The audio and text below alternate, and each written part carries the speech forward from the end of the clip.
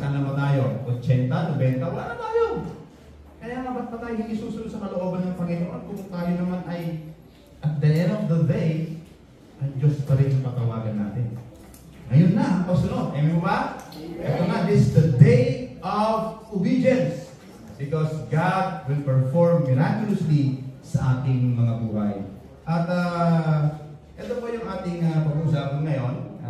Kaya na sabi ko, kay Mrs. Ang haba-haba naman ng title mo, sabi niya ganyan. Yung catchy naman. Parang naputuloy ako. So, naisip ako ng magandang. Eto, ito yung naisip ko, ayawan na. Okay? Sino po nito ang narasang umayaw sa buhay? Meron na ba kayong sinubuan sa buhay nyo? Naalala ko nung bata kami sa probinsya yun, sa Rosario. May laro kami doon at ito sa mga 90s, no? 90s kids. Laro kami ng, alam niyo ano, yung tago-taguan. Pag maliwanag yung buwan, di ba? Ang sarap maglaro tago-taguan. At yung tago-taguan na yun, yung pinaka huli namin magiging maghahanap sa amin. Ito lang tutulugan namin siya. Nag-uuwi na namin sa bahay. Naririnig pa namin siya. Di ba pag nahuli ka, anong tawag? Ha? Hindi, bong. Bong. Di ba? Bong, tapos pangalan. Oo, di ba? Pangalan, di ba? So ako, tulog na ako. Naririnig ko yung kasama ko. Sumisigaw pa doon. Yung pala, ayawan yung pala. Siya naglalaro pa, di ba? Kaya, that's a very good experience nung mga panahon namin. And let's open our Bible. Tingnan natin, ano pa yung mensahe na to na nais nating parating, nais ng Panginoon parating sa atin sa mga oras na ito. At ito pa rin ay part pa rin po siya ng resurrection. Sabi ko, Lord, what's the message that you want me to share to your people? Dahil tayo ay nasa panahon ng tawag na mahal na araw. At let's end this Sunday of April with another message of resurrection. Alam niyo po, ang pagkabuhay ng Panginoon ay punong-puno po yan ng mensahe sa lipunan. So, kailangan na natin masundan kung ano yung nais ng Panginoon sa kanyang pagkabuhay. Okay? So, itong word na ayawan na ay may mga taong dumating sa point na sa kanilang paniniwala sa Diyos, sa kanilang pasunod sa Panginoon, dumating din sa point na sila'y umayaw sa pagsunod sa kalooban ng Panginoon. Bakit? Dahil sa mga matinding pagsubok ng kanilang buhay. Ang ating matutunghayan niyan sa Luke 24 verse 13 hanggang 35. So medyo mahaba-haba yung ating babasahin na versikulo. Pero dito, malalaman natin yung kwento kung sino yung mga tao umayaw sa Panginoon. But later on, they will realize that they need to go back to the Lord. Ito yung maganda na sa atin. Sa totoo lang ang buhay. May mga panahon talaga na ayaw mo na. Tama? Parang gusto mo nang sumuko, gusto mo nang lumayo, gusto mo nang mag-isa, gusto mo nang, yung bang ikaw na lang, yung solohin mo yung buhay mo, pero na-realize mo, no, I'm not a coward. Diba? Hindi ako takot ng isang tao. But I need to go back to my God. Ito po yung nangyari sa kwento na ito. Okay, so let's start reading from verse 13. Pero bago natin basahin ang salita ng Panginoon, tayo muli manalangin. Panginoon, sa mga oras po ito, tinataas po namin ang iyong salita sa mga oras na ito, Lord God, na aming babasahin. Na wala sa aming pagbasa pa lang ay mag-arena na sa amin ang mensahe na nais mo sa bawat isa. Lord, nawa po, maging malinaw sa amin ang kaloob mo sa mga oras po ito sa iyong muling pagkabuhay. At ano ba yung minensahe mo sa mga disipulo, Lord God, na nagsilapit sa iyo at nagsitaklap sa iyo. Nawa po, kita po namin at maintindihan namin sa aming kasalukuyang buhay na dapat po namin gawin din upang sa mga Lord, manatili kami sa iyong piling o manatili kami sa iyong presensya. Salamat po sa pangalan ni Jesus. Amen and amen. Sabi nito, I will be reading in NIV.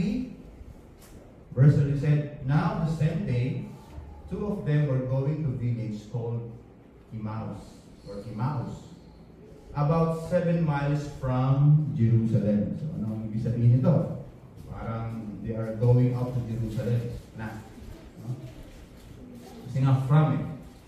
They were talking with each other about everything that had happened. Ano ba yung nangyari nito? They talk and discuss these things with each other.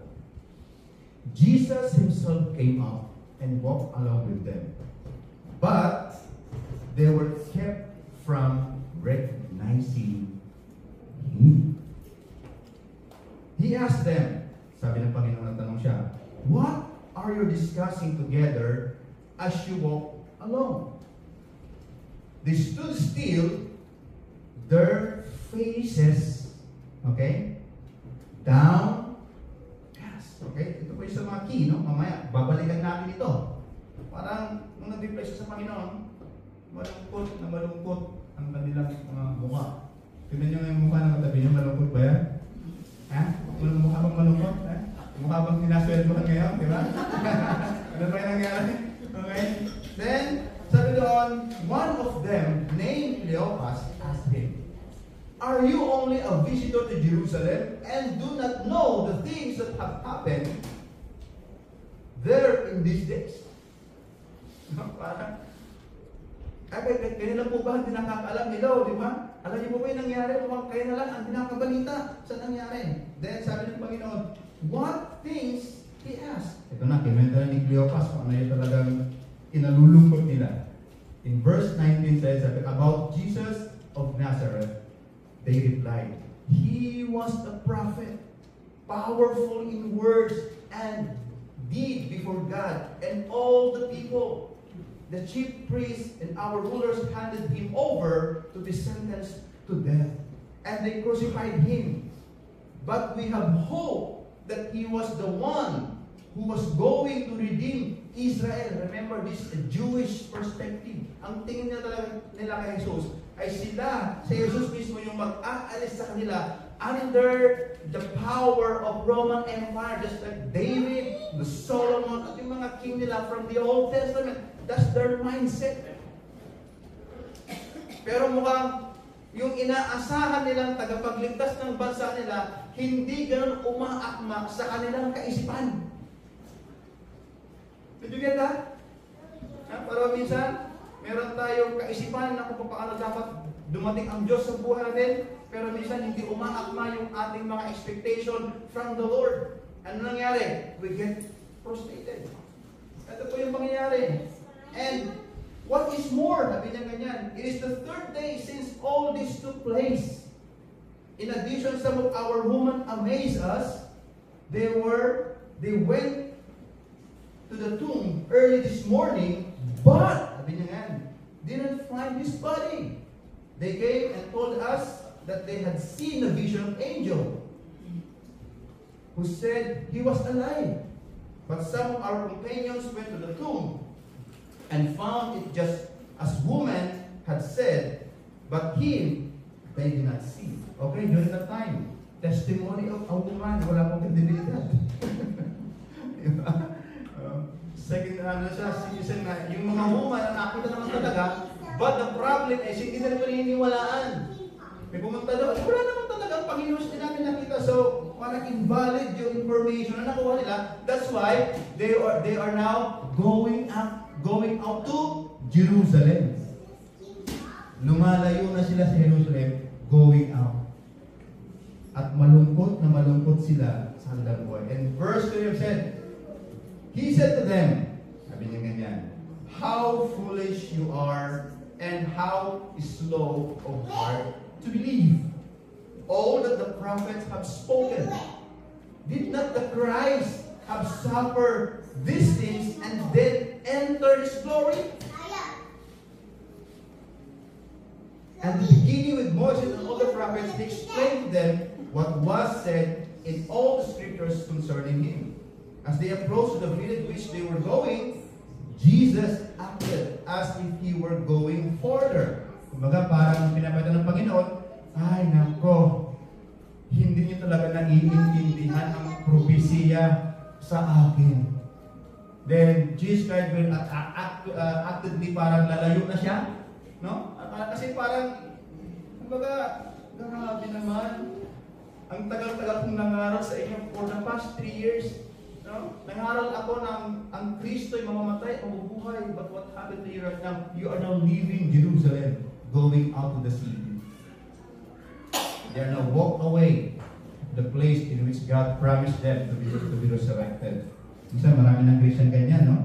iniiwan na nila ang kanilang pananampalataya. They are going out to the place to give God to give them. Ito nangyari. Ang sabi ng Panginoon, grabe kayo.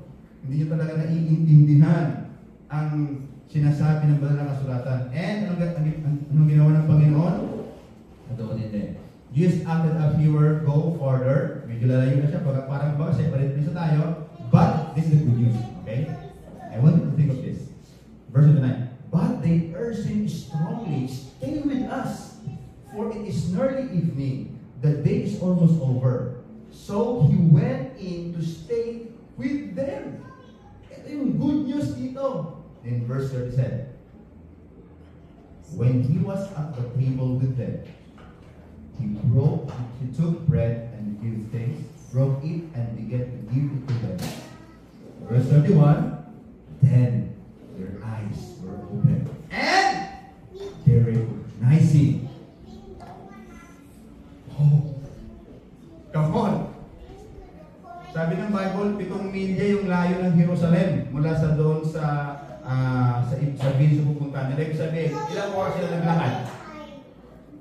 Ha? Matagal-tagal yun, di ba? Hindi minuto yun. Kung ang isang tao naglalakad siya ng sa isang oras, naglalakad siya ng, sabi natin, 10 kilometro, at ang 7 miles is equal to 12 miles, it means they walk within 1 hour and even recognize that Jesus is the one talking to them. And now, saan nila na-recognize ang Panginoon?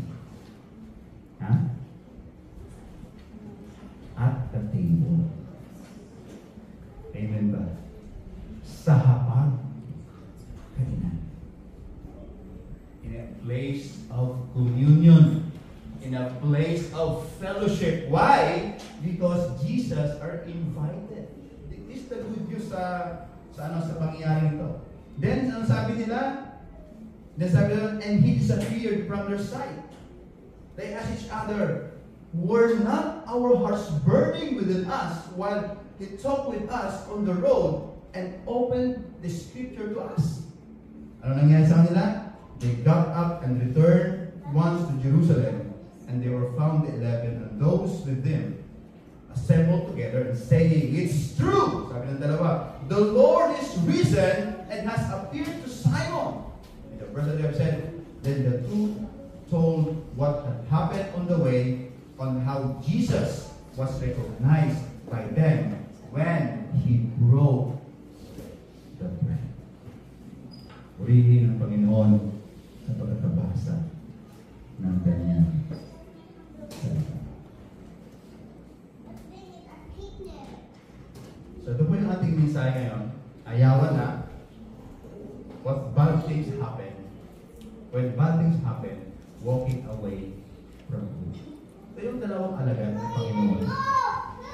Nasaksihan nila ang buhay ng Panginoon for the past 3 years. But in the last year ng buhay ng Panginoon, nasaksihan nila kung paano pinahirapan ang Diyos sa kung saan ito yung kanilang pinangahawakan for the past 3 years na kanilang pag-asa sa Jerusalem. Pero, suddenly, in a moment, bigla na lang pinatay ng Diyos ang kanilang Panginoon at nakita nila brutally kung paano pinatay ang Panginoon at ano nangyari? Nawalan na siya ng pag-asa. That's why these two disciples, they are now leaving Jerusalem. Iniiwan na nila ang pag-asa sa Jerusalem. They are now going outside the city.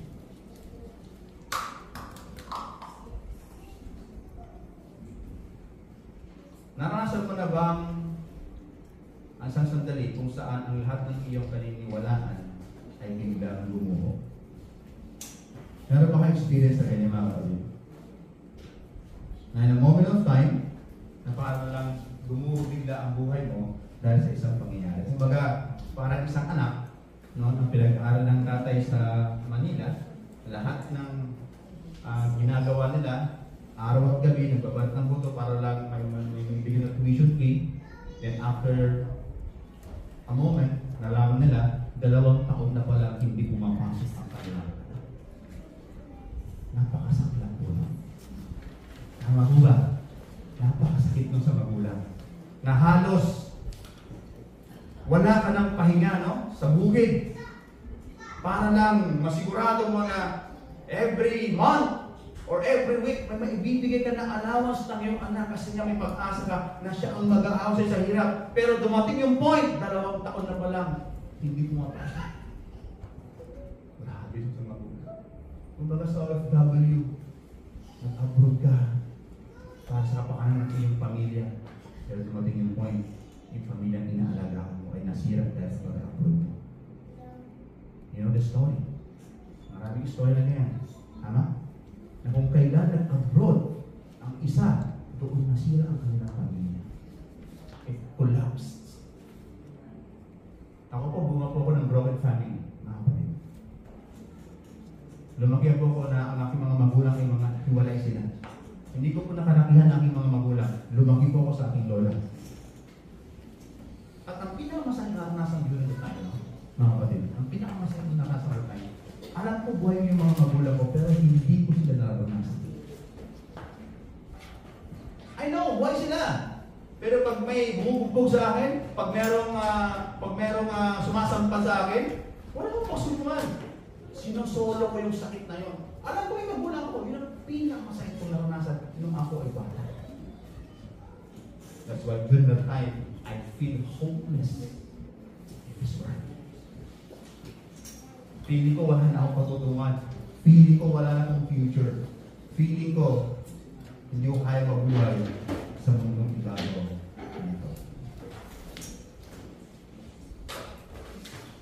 So how do you feel when your hope and dreams suddenly collapse?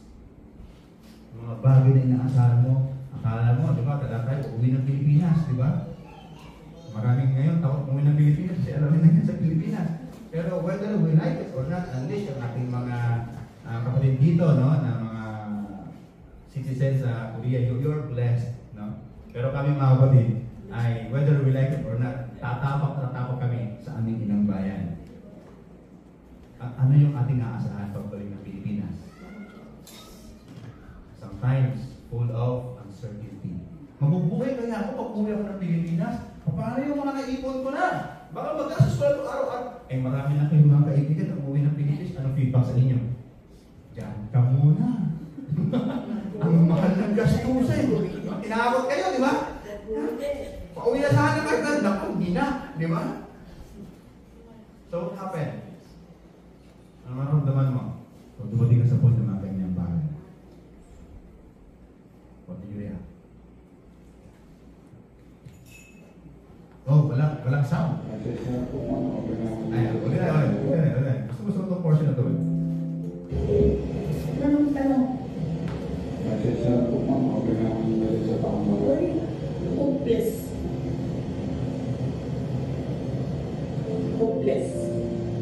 Sabi ko, we're on the road to hell. It's coming to where I'm telling you. Walang papupuntahan itong bayan na ito. Wala. Grabe, no? Parang may nasa hindi ko malaman kung ano yung pwede kong maramdaman nung napanood ko ito. Siya yung naghahamon ng tanong eh. Ano ang tanong? Sabi ni Daisata, di ba? Hopeless. So, sabi ko, Lord, no? Sabi ko, maybe in the political aspect, or our nation ay walang pupuntahan pero may Diyos kami. Diba? May Diyos kami sa mga kami.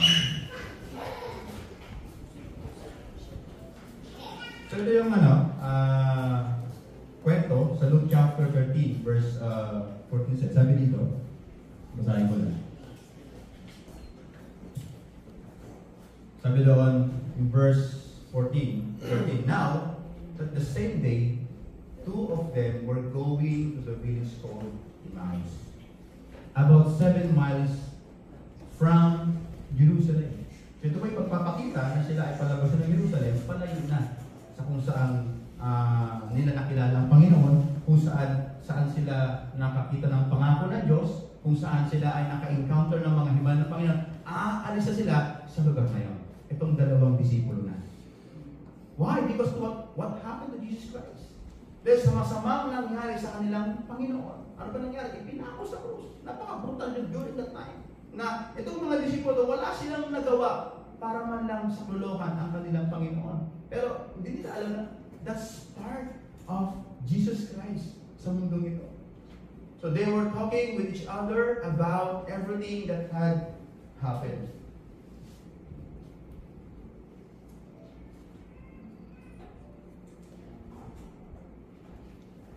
So the road away from hope, when the cross looked like defeat. Ito na yung naging sitwasyon ng dalawang alagad na parang mukhang hindi talaga totoo yung pangyayari nito. And to look at the cross as the part of defeat of our Lord Jesus Christ.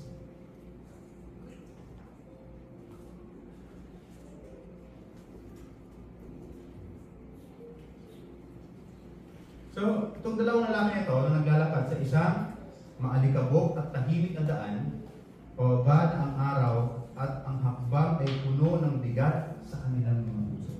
As they going on to Jerusalem, dala nila yung, alam mo yun, yung sakit ng puso nila, the grief, the disappointment, the hopelessness. Why? Because their Savior are already died. Kaya, pinapakita lang dito, malayo sa Jerusalem. Ano ba ang Jerusalem per se? What is the meaning of Jerusalem? Bakit doon mismo namatay at nabuhay ang ating Panginoon?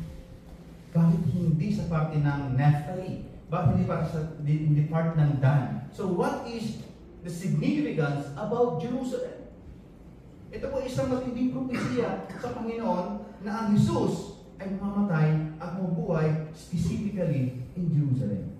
Okay, so Jerusalem, ang tawag niya is the city of peace.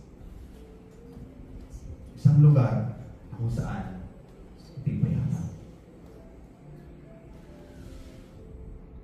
Isang lugar kung saan ang Diyos ay nagbibigay ng permission. Isang lugar kung saan ito ay pundasyon ng kapayapaan. And this kind of notion, the two disciples now are already living. Binitawan na nila ang pangako ng Diyos sa kanilang mga buhay. At they are now going now out to their way.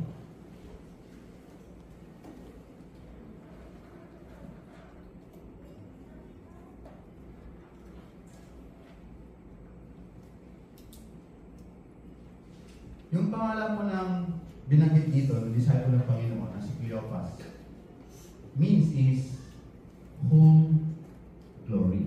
Pero yung isa kasi hindi binanggit. Dalawa sila, pero si Cleopas lang yung binanggit.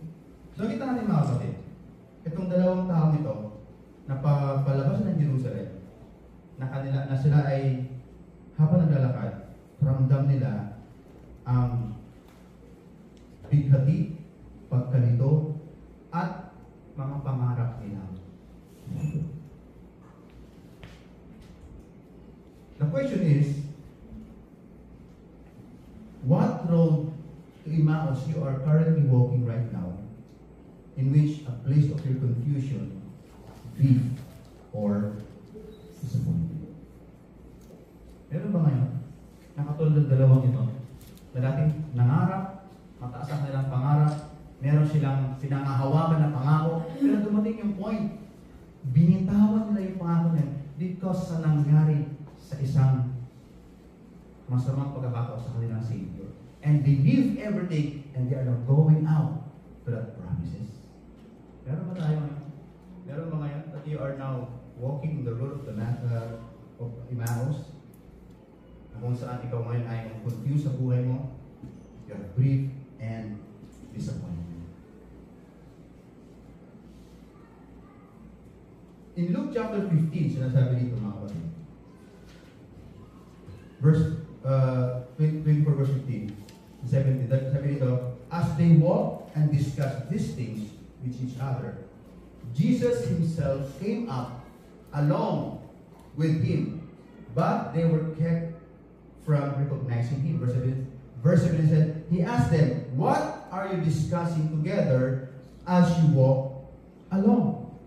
So dito, makita natin, in spite that these two disciples, they have really grief, they have really disappointment, ang maganda rito, dumating ang Diyos sa buhay nila.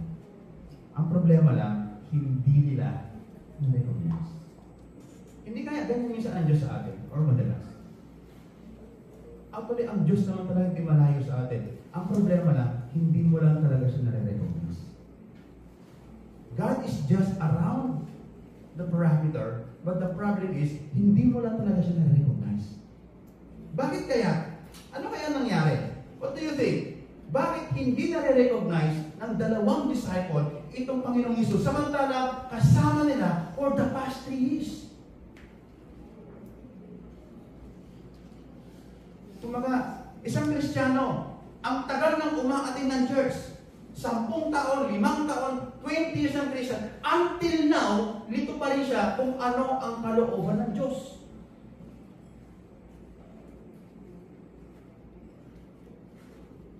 Sino rito? Nakakalam talaga ng kalooban ng Diyos. Taas ang kamay. Confidently. You see? Some of you are not confident. Ibig sabihin, dito kayo ang nasa buhay ninyo. You don't even know the will of God in your life. Baka kayo na, yung dalawang disipulo, you are now going out further to Jerusalem. Pero, akala mo, iniwan ka ng Panginoon? No! Jesus Christ, sinundan ka ng Panginoon. Problema, hindi mo lang siya nare-recognize. What is the reason? Bakit hindi nare-recognize ng dalawa? The story tells us that these two disciples, while they were in the midst of their grief, confusion, hopelessness, pain, Jesus is along with them. But the question is, why they don't recognize Him as their Lord and Savior? What is the reason? Tanong ko sa inyo ngayon, bakit until now, hindi mo alam ang kalooban ng Diyos? Why? Pag pinakatingin sa akin ng ganyan. Ha? Tapos pag may nangyari masama sa atin, anong sinusubat natin, Lord, pag ako pa ang iyong pinarosahan ng ganito, napakabait kong tao. Kaya hindi mo alam, hindi mo kasi alam ang kalooban ng Diyos. Many questions na dumaan sa ating buhay. Maraming mga hindi maayos na nangyayari sa ating buhay. Minsan, ating kinikwestiyon ng Panginoon. Pero ang tanong ko sa iyo, alam ko talaga kalooban ng Diyos sa buhay mo? Kung hindi mo alam, you are now drifting away from His will, just as His will. What do you think? Bakit hindi na-recognize ng dalawang disciple ang kanilang Panginoon samantalang kasama nila for the past 3 years?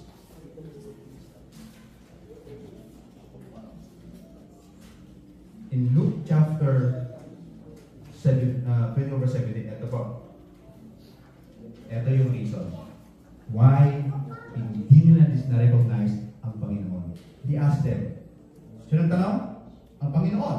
Diba? Ang sabi nila, what are you discussing together as you walk alone? Then ito, they stood still, their faces downcast. The other translation in King James, they are sad. Bakit hindi na-recognize? Why didn't recognize Jesus when they asked Him? Because they respond by sorrow, confusion, frustration, and hopelessness sa buhay nila. Kaya hindi mo nare-recognize ang kalooban niyo sa buhay. Why? Because you always respond on your confusion, on your anger, in your hopelessness. Wala kang iba kasing inisip kung hindi yung mga kaabahan mo sa buhay. Wala kasing ibang inisip kung hindi ang sarili mo. Wala kasing ibang inisip kung hindi yung mga minura ka ng sadyang mo, di ba? May nang-api sa'yo, Diba? Until now, may nagpuposes sa SB na pangit kang tao. Yan kasi yung mga pinapakinggan mo. Hindi mo pinapakinggan talaga ang kalooban ng Diyos sa buhay mo. That's why Jesus Christ, get recognized. Diba? Recognize the Lord Jesus Christ. Ito yung responsibility ng kailang Panginoon. Bakit kayo, ano pinag-uusapan ninyo? Baga, ini-imagine ko itong Panginoon na parang nakatingin siya sa Panginoon Jesus na, alam mo, ikaw na lang ba nakabalita sa nangyari? Instead sabihin nila, Panginoon, ikaw ba yan? Hindi. Mas pinakinggan nila kung ano yung sa loob ng sarili nila. And that's why they recognize the voice of God. Katotohanan mga kapatid, ano man yung pinagdadaanan mo ngayon, nandiyan ang Panginoon Jesus. Amen po ba? Hindi mo lang siya ma-recognize. Masyado kang busy sa trabaho, busy ka sa mga dapat mong sa goals mo sa buhay, busy ka sa anumang mga gawain sa bahay. Tinatanong ka ng Panginoon, ano nangyayari sa'yo? Ang sinasabi mo, kasi Panginoon, ako lang po yung ano, hindi mo alam kung yung ginagawa mo. You miss the voice of our Lord Jesus. Ano ang sinasabi ng Biblia with regards sa bagay na ito? Makinig po tayo. Listen very carefully. Ang sinasabi sa Ephesians chapter 5. Ito. Pakinggan natin. Verse 15. Ano sabi dito? Be very careful. Ano sa Tagalog niyan? Ha? Sige. I allow you to translate that word in English. Be very careful. Ang Tagalog, mag-ingat kayo. Paano kayo nag-iingat? Pag kayo tumatawid sa kalsada, anong ginagawa ninyo? Pag ang mga dumadaan, mga dump truck, mga malaking mga bus, ano ginagawa niyo? Di ba? Talaga naman, yung mata mo, dilat na dilat, di ba? Kasi nag-iingat ka. Baka mamaya, nag-cross ka ng daan, kulang pala yung stoplight. Mga bulldozer, mga dump truck yung dumadaan. So, nag-iingat ka. So, sabi nito, be very careful then how you live. Mag-ingat daw tayo kung papaano tayo, ano? Nag-iingat ka ba talaga ngayon sa buhay mo? Ha? Alam mo sa'yo, sino mga sinasama akong mga tao?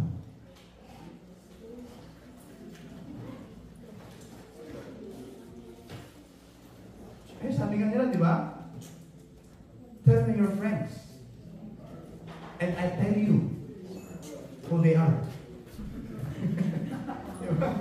Tell me your friends, and I tell you who you are. Sa psychology, may tinatawag sila same frequency attract. Kung sino mga madalas mong makasama, yun ka talaga. Maraming magkasama ang agil at saka pato. Nakita mo ba? Agil at saka pato nililipat. Galing ng pato no? Eagle. Fly. Same eagle. Walang manok na lumilipad, nakatulad ng agila.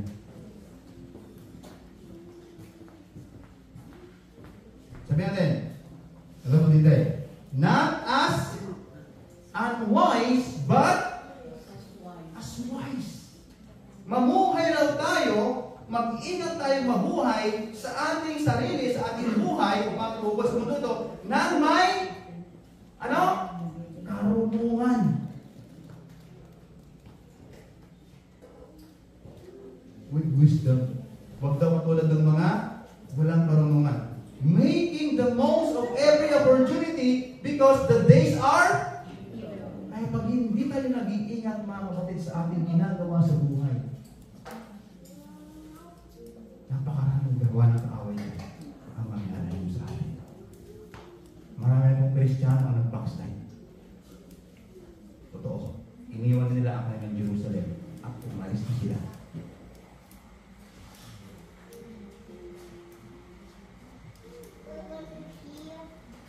Therefore, sabi niya ganyan, do not be foolish, but understand the Lord's will.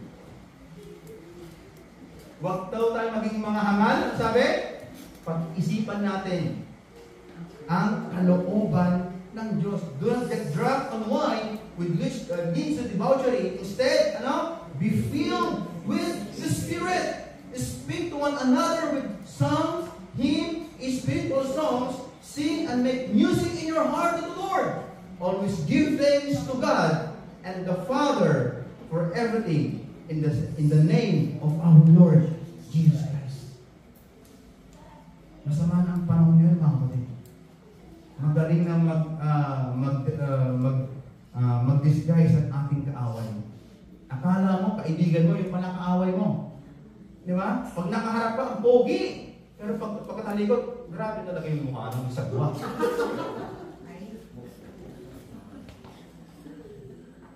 Maraming taong ganyan. Akala binibigay sa'yo, ako yung pala may uod sa loob. Ingat. Ingat yung mga pinapakinggan yung payo. Mag-ingat yung mga sinasamahan yung guys, nag-double time na ang kaaway. Kaya kung tutulog-tulog ka ng Kristiyano, hihiwalay ka sa kawan ng Diyos. Babalahan ito ng Panginoon sa mga, especially sa pamilya. Iba na ang labanan ngayon. Lantaran lang gawa ng kaaway, mga kapatid. Lantaran lang. Diba yung mga nag-preach sa San Francisco, sa New York, anong ginagawa sila sa Pasig? Sinasabi naman, Jesus. Gano'n naka-agresibo ang kaaway.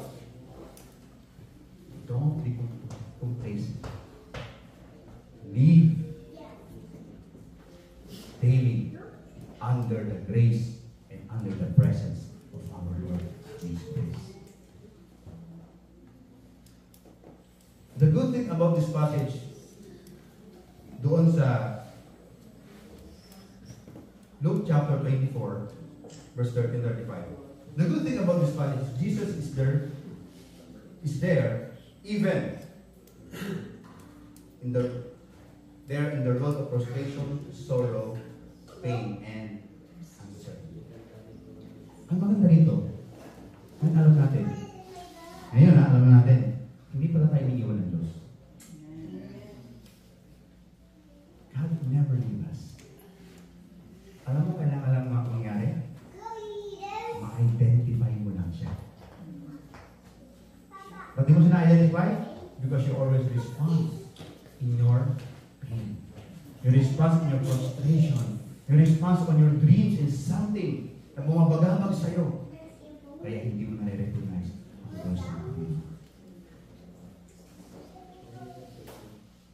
In Luke chapter 18, verse 2, sabi din, one of them named Cleopas asked him, "Are you only the visitor to Jerusalem and do not know the things that have happened there in these days?"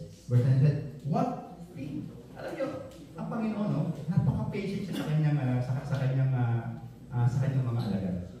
Kumbaga, hindi na nga sila na-recognize. Anong sabi ng Panginoon? O sige nga, can you elaborate? Di ba? Parang gano'n, di ba? Please, elaborate mo kung talaga nangyayari na parang, kumbaga, hindi ko pa na alam yung nangyayari, di ba? Can you just elaborate those scenarios kung pwede mong i-detalye? Elaborate mo nga. Then sabi dito, he asked, about Jesus of Nazareth. Ito mo din dito, ikaw na nga yung ikaw na nga yung nandoon, tapos ikaw pa yung pinagkakwentuhan ng nangyari. Hindi ka nila alam. Have you ever experienced that in a place? Pinagkakwentuhan ka nila, pero hindi mo alam na ikaw na nandun ka. Pero hindi nila na-identify na ikaw pala yun. Ano pakiramdam? Ha? Nagkakwentuhan ka na, ikaw ay ganito, masungit, hindi na alam, nandun ka, di ba? This is what happened. What told Jesus? Can you please elaborate? Sabi ng Panginoon, Jesus of Nazareth, they replied, he was a prophet, powerful in words and deed before God and all the people. The chief priests and other rulers handed him over to be sentenced to death, and they crucified him. But we had hope that he was the one who was going to redeem Israel. Eh, nung nakita nila ipinako sa krus na matay ng Panginoon nila, na wala na yung pag-asa nilang yun. Nagpasa niya pa yun, ano ba? Sige, ikwento mo pa. But, and what is more, sabi niya ganyan, it is the third day since all this took place. Siguro, itong dalawang alaga to, meron silang iniisip about the resurrection of our Lord Jesus. Siguro, parang ang iniisip nila, pag buhay ng Panginoon, magkakaroon siguro ng matinding baba ng mga anghel, parang gano'n kasi siguro iniisip niya, at magkakaroon ng matinding, parang celebration ng langit, visibly yung mga anghel, parang gano'n yung iniisip kasi ng tao ito eh. Kaya sabi niya ganyan, tatlong araw na ngayon eh. Hindi naman siya nabuhay. Parang gano'n yung niya sabihin eh. At sabi niya, pero naman ako rin nakakita, kaso nga nakakita, mga babae pa. Ano ba alam ng mga yan? Parang gano'n yung ibig sabihin, no? Kaya ang ginawa ng mga alagad, pumunta doon sa mismo pinaglibingan. Wala na ang Panginoon Jesus doon. Tapos sinichismis pa nila na meron na siya nakitang vision from the angel. Kasi, nangyari na yung propesiya, kasi problema, hindi nila pinahiniwalaan yung propesiya. There is the problem sa dalawang ito. Talog tayo, verse 33. But they didn't find his body. They came and told us, and they had seen vision of angels who said he was alive, and some of our companions went to the tomb and found it just the woman had said. Itong mga babae siguro na nagkukwento lang sila, but him, they did not see. I remember siguro that I was 19 years old. Yung tita ko po doon sa Bulacan, tinawag niya ako one day. Sabi niya, Rabi, tita, niyo pala kayo. Sino ba yung kasama? Ito si ano, sino ba yung kasama? Sabi ko, hindi mo alam. Kaya yung kapatid mo. Why? Because for the past 25 years, muli kong nakita ang kapatid ng lalaki. At pangalan niya, Rodel. Rodel talaga pangalan niya. Pogi rin niya, Rodel. Kaya pala. Ibig sabihin, may panahon pala na pwede kaming magkabangga ng tao nito. Ay hindi ka magkakilala.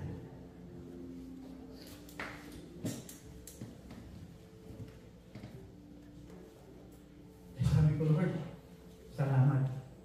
Ipinakilala siya ng tita ko sa akin. Doon ko sa kilala. Kasi nga nung naghiwalay kami ng utol ko, I think I was 4 years old or 5 years old. Isang taon na tanda ko sa kanya. Wala na. Buti nga na, may mga video call na kayo. Di ba? Kaya kahit na yung siguro po, Kuya Andy, mga ako na yan, kaya pag uwi ng Pilipinas, kilala nila. Di ba? Na kayo po yung ito na si Mami B, Daddy Andy. Sabi na wala. May text, wala. Minsan lang may picture, pinadala, sulat. Malabo pa yung picture. Hindi ko malaman kung sino yung kapatid ko, yung balon ba o yung siya. Kasi malabo.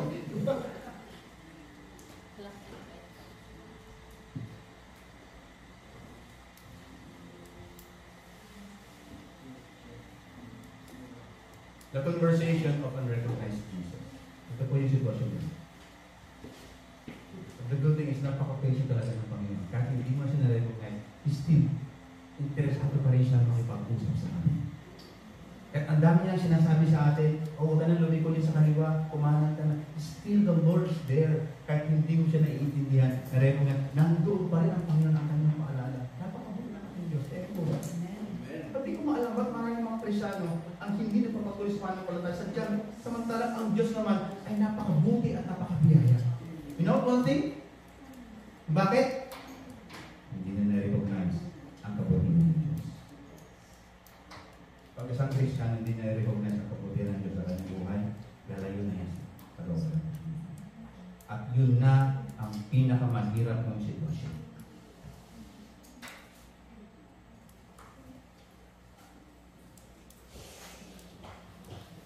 So how do you hold on to faith when everything around you seems to be falling apart, when God's promises feel far? Ano ang gawin mo? Lord, pangako mo sa ako, papalain mo ako. Ano nangyari sa akin? Di ba, Lord, sabi ko, pagkagalingin mo ako, ano ang nangyari sa akin? How do you feel? How's your faith? Paano po ang buhay natin talaga ay nandun na tayo sa, sabi natin, pasadsad na. At sinasabi ng Panginoon, pagpapalain niya ang magtiwala sa Kanya. At parang contradict yung promise ni Lord sa sitwasyon mo, ano ang gagawin mo? The same with these two disciples.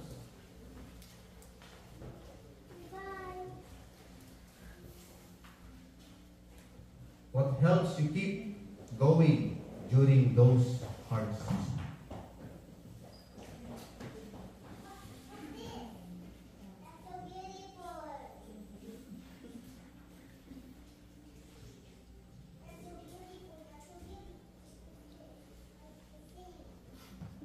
Kapag dumadaan ka sa mga sandali ng pagkabigo o kalituhan tulad ng naranasan ni Cleopas at kanyang kasama, paano mo tinatanggap ang pagkalungkot?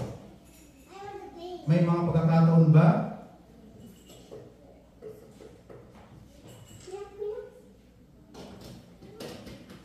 na nararamdaman mong malayo ang Diyos at hindi mo siya nakikilala dahil hindi siya dumarating sa paraang inaasahan mo?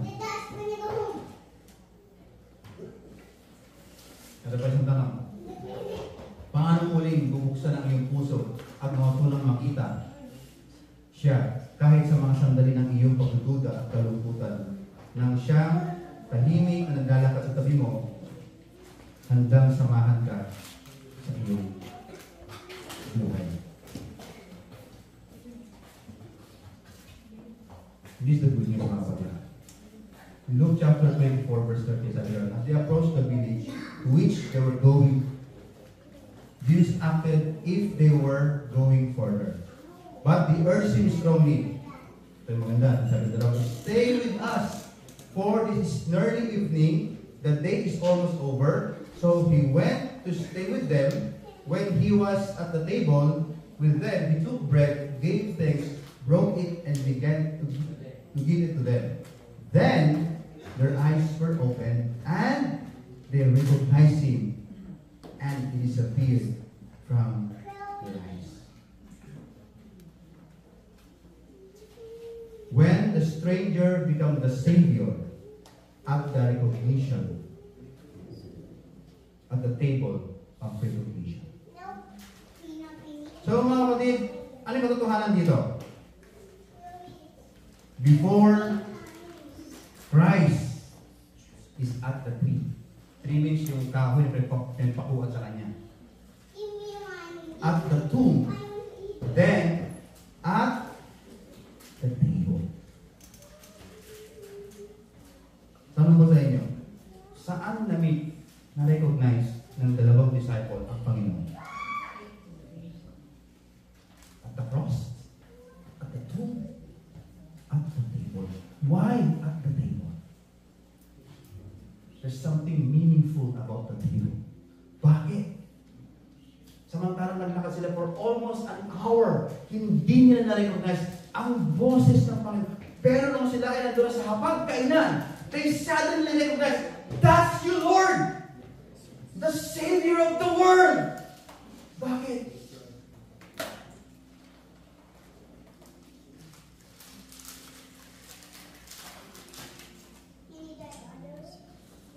Table symbolism in biblical culture was primarily a place of fellowship where people gathered to share meals, bond, and experience community.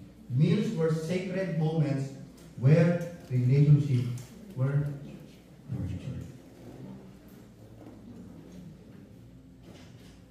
Table is a place of communion and fellowship, covenant and promise, feast of remembrance. Cleopas recognized Christ not at the cross, not at the tomb, but at the table. Bakit? Because they start inviting Christ in their life. Nung inimbatahan nila, ay, huwag na po kayong, sumama po kayo sa amin. Gabi na po, please. Unknowingly, good person po yung kanilang inimbitahan. And when they broke the bread, they recognized, it was you, my Lord. So ano po yung mensahe ng pagkabuhay? Ano talaga yung mensahe ng pagkabuhay? So what's really the message of resurrection? Read this. Salita sa mga oras na aming babasahin. Nataas ng mga palaspas, ang dami ng siguro yung mga iba siguro, ang dami ng palaspas sa bahay. Ang dami ng mga ipinaghanda sa bahay. Ang dami ng gumay sa pagpapako ng Panginoon Jesus. But until now, they have even encountered the risen Christ. Why?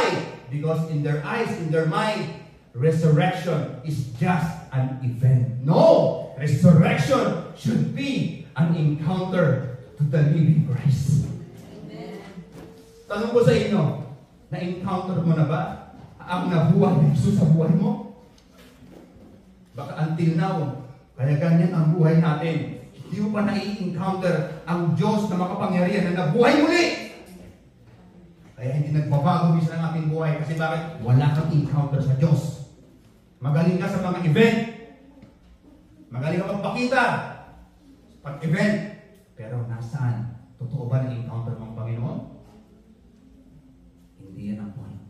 The point of resurrection is not an event. It's the encounter of Christ. Napakapahalat ang dalawang apostolato ng disciple mo. They encountered the risen Christ. Hallelujah! And I dream in my life, sa araw-araw ng ating buhay, may encounter ko ang buhay na si Jesus. And this is the center of Christianity. If you fail that, mga kapatid, buhay natin walang patutunguhan. Pag hindi mo na-encounter ang Jesus na namatay na buhay, wala na punong-puno ng mapangyarihan at pag-asa, until lang ang buhay mo para kang ano dito, na wala kang patutunguhan. You have no direction. You have no fulfillment in you. You are full of hopelessness in this world. Kaya ka laging nag-iisip, araw-araw, nagpaplano ka, ng buwan-buwan, pinatansya mo lagi, inaayos mo yung mga calendar mo. Kasi bakit? Pagpapakita lang yan, na wala kang pag-asa. Pero kung meron pang Jesus sa buhay mo, isang Jesus na namatay muli at nabuhay pa, bakit mo akalahan ng kinabukasan kung kasama mo naman siya? Amen po ba? Amen. Hallelujah! Come on! Ba't ka nag-aalas sa buhay kung kasama mo ang Diyos na namatay at makapangyarihan? Sinamahan ka niya nga kahit di mo na siya nare-recognize eh.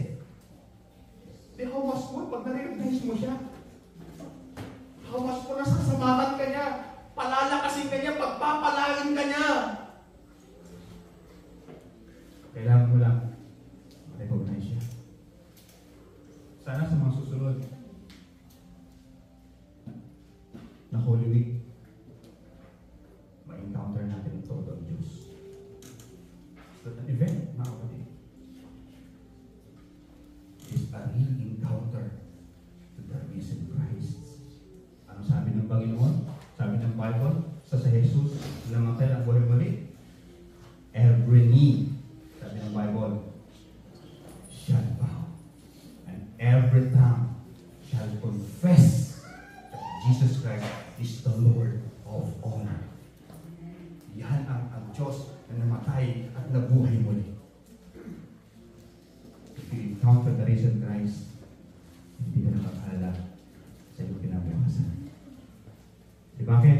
Hawak ng Panginoon ang iyong kinabukasan. Hallelujah! An invitation to meet the risen Christ. For what? To experience His transformative love and walk with Him in the newness of life.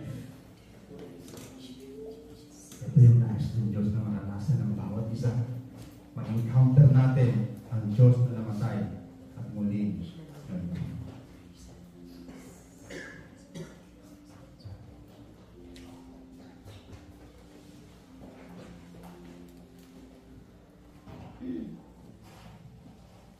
The slow, painful road of disappointment can become the road of revelation.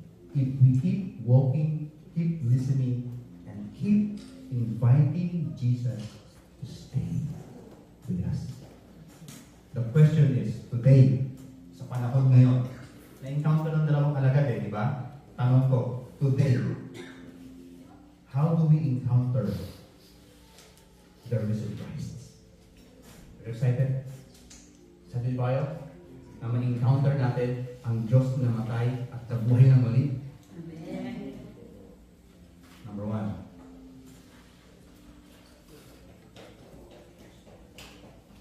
walk by faith, not by grief, frustration, disappointment, hopelessness, otherness.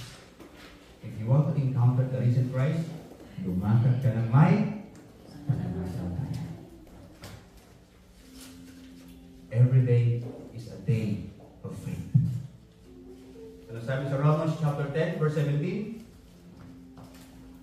Consequently, faith comes from hearing the word of Christ. Kaya lagi sinasabi ng inyong pastor, basahin nyo ang inyong Biblia araw-araw. Bakit? Doon nyo mai-encounter ang Panginoon. Kaya pag Kristiyano ka, dapat number 1 yan. Lifestyle mo, nagbabasa ka ng salita ng Panginoon. Malawa, invite the Lord Jesus to be the center of your life, the table of your heart. Invite mo siya. Sabihin mo, Lord, ikaw na ang mamayani sa puso ko. Kasi kung ako ang namamayani, wala nangyayari. It's time, Lord, to be the center of my table. Ikaw na ang mamuna sa akin. Ano sabi ng Proverbs, di ba? With regards for the heart. Ano sabi doon? Ingatan mo ang iyong puso. Di ba? Because this is the wellspring of life. And sabi ng Panginoon, what is the abundance of the heart? The mouth speaketh. Kahapon, doon po sa aming training, nasabi ko na ang maturity ng isang tao nagsisimula sa kanyang pananalita.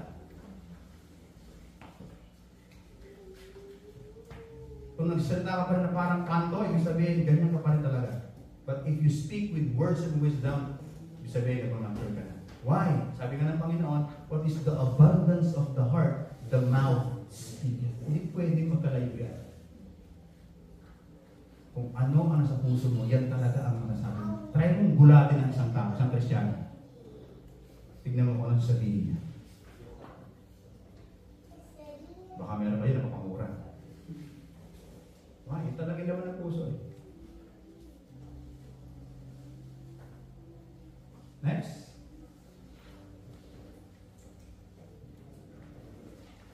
Hold on to God's promises. Don't.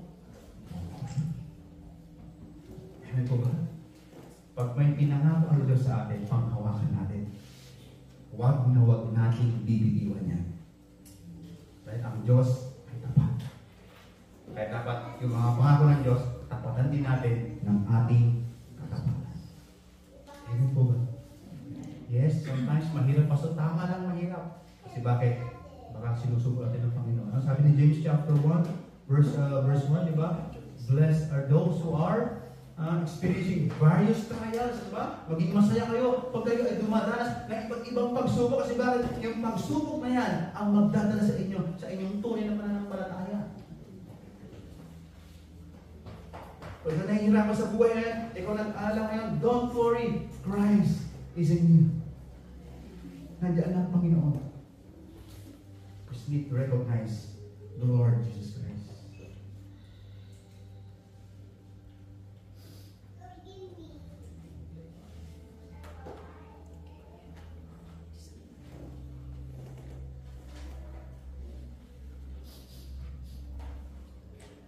Are you walking now to the road of disappointment today? Pangiti-ngiti ka lang, pero ito lang buhay mo. Punong-puno ka ng disappointment. Punong-puno ka ng hopelessness. Pero, sisubo ka lang ngiti. At least, makatulong man yung ngiti mo. Pero reality, sa kalooban natin, your inner being mo, wala na takot na siya. Shudder na siya.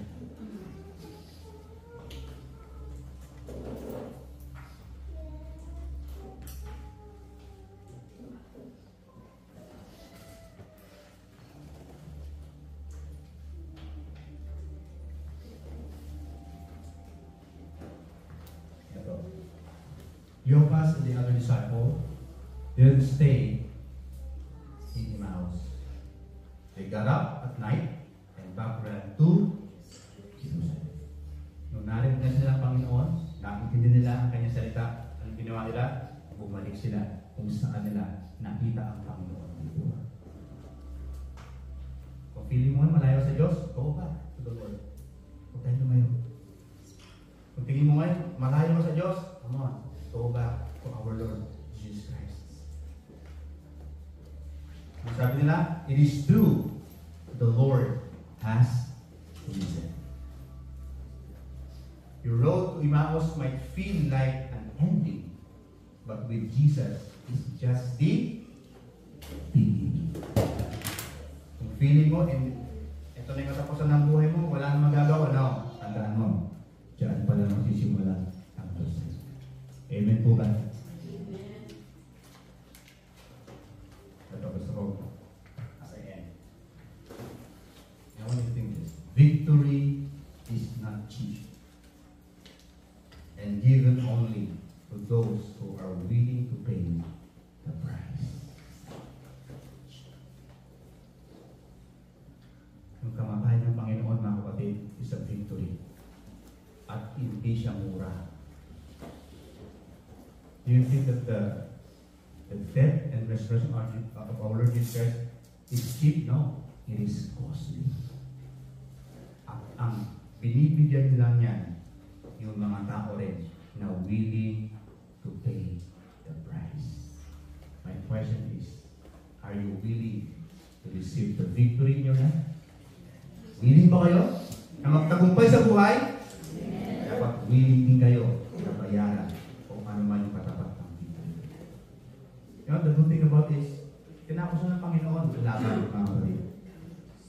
Victorious na eh. Once ikaw pinanalo sa Panginoon ng todo, ng totoo, victorious ka na. The next step na lang is, kailangan mo lang maintindihan. Kailangan mo lang tumayo sa mensahe ng Diyos sa iyong buhay. Difficult road often leads to beautiful destination. Hallelujah. Sige po, tayo pala tumayo. Tayo bisa pa lumapit sa Panginoon. Let's dedicate this worship service and let's encounter the Lord sa mga oras. May nais ng Panginoon na pasahin po tayo. Pwede ba natin kantahin yung